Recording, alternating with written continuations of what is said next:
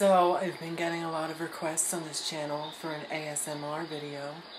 So I decided today to do a short reading of a romance novel that I found online. This is going to be my very first adventure into ASMR. I'm not really into it. I might laugh when I watch this later, but let us begin. The story is called Consumed. It's a firefighter romance novel. Chapter 1, Harbor Street and 18th Avenue. Gotta pet my dog. Old downtown New Brunswick, Massachusetts. Box alarm. 1947. 2 engines. A ladder from the 499 responding. Or, put another way, Anne Ashbury's Friday night date had showed up on time and was taking her to a show. Granted, on time was the precise moment she had sat down for a meal at the station house with her crew. And the show was a warehouse fire they were going to have to chorus line for. But if you judge the health of a relationship on its constancy and whether it brought purpose and meaning to your life, then this firefighting gig was the best stand partner a woman could ask for. As engine company number 17 turned the corner onto Harbor with siren and lights going, Anne glanced around the shallow seating area of apparatus. There were 4 jump seats behind the cab, 2 forward-facing, 2 rear. The pairs separated by an aisle of gear. Emilio, Amy Chavez, and Patrick Duffy were on one side. She and Daniel, Danny Boy, McGuire were on the other. Up in front, Deshawn Commander was shotgun. Her nickname was Sister, which was what happens when you were the sibling of the great fire chief Thomas Ashburn Jr. and the daughter of the revered, falsely as it turned out, Thomas Ashburn Sr. Not everybody called her that, though. She focused on Danny. He was staring out the open window, the cold November wind blowing his black hair back. His exhausted blue eyes focused on nothing. In their bulky turnouts, their knees brushed every time the engine bumped over the sewer access panels, potholes, manholes, and intersections. That just made my lips dry.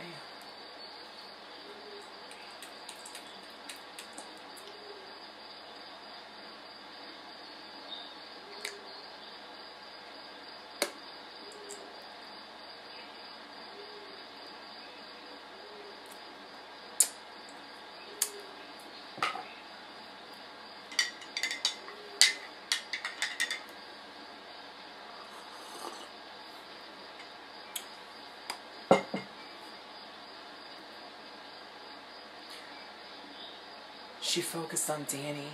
He was staring out the open window, the cold November wind blowing his black hair back. His exhausted blue eyes focused on nothing. In their bulky turnouts, their knees brushed every time the engine bumped over the sewer access panels. Oh, I read this already. I'm so sorry. Okay, she wanted to say to fate. I know he's there. You don't have to keep reminding me. The hard-headed bastard was a lot of things, most of which carried terms you couldn't use around your grandmother. But he knew she hated the sister thing, so to him, she was an Ashburn. He also called her Anne once, late at night, about 3 weeks ago. They had been naked at the time. Oh God, had they finally done that? I'm going to beat you at Pong, he said, without looking at her. Soon as we get back. Not a chance. She hated that he knew she'd been staring at him. I'll talk, Danny Boy. Fine. He turned to face her. I'll let you in. How about that? His smile, knowing, evil, and her temper answered the phone on the first ring. The hell you will. Anne leaned forward. I won't play with you if you cheat, even if it benefits you. That's not winning. Huh? Well, you'll have to explain to me the ins and outs of it when we're back at the house while I'm beating you. Anne shook her head and glared out the open window. The first tap on her leg she ascribed to a bump in the road. The second, third, and fourth were obviously. She looked back at Danny. Stop it.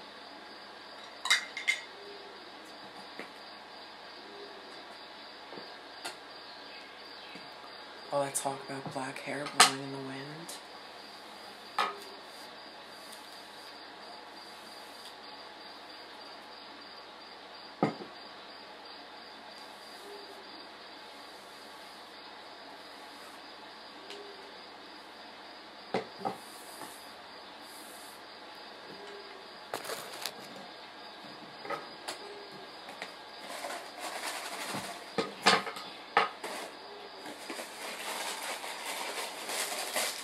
Doggies want a cracker.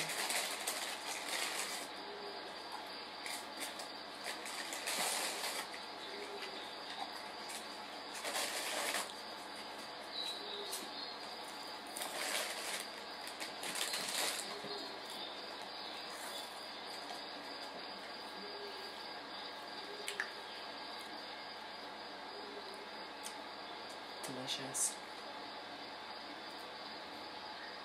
Huh? Well, you have to explain to me the ins and outs of it when we're back at the house while I'm beating you. Anne shook her head and glared out the open window. First tap on her leg ascribed to a bump in the road. Second, third, and fourth were obviously. She looked back at Danny. Stop it. I'm really terrible at reading. I'm sorry. I keep going back. We're going to stop soon because there's going to be a round 2 to finish out the chapter. I'm pretty sure I peaked more at like 16. He lowered his voice. What do you think? Between the sirens and open windows, no one else could hear them, and Danny never pulled a double entendre if there was a risk of that. But yes, Anne now knew intimately all his heavily, muscly, tattooed anatomy. Granted, it had only been that once. Then again, unforgettable, only to happen one time. I hope you enjoyed this video excursion, and I will be doing a new one every third Tuesday of the month, so stay tuned for the next chapter of Consumed.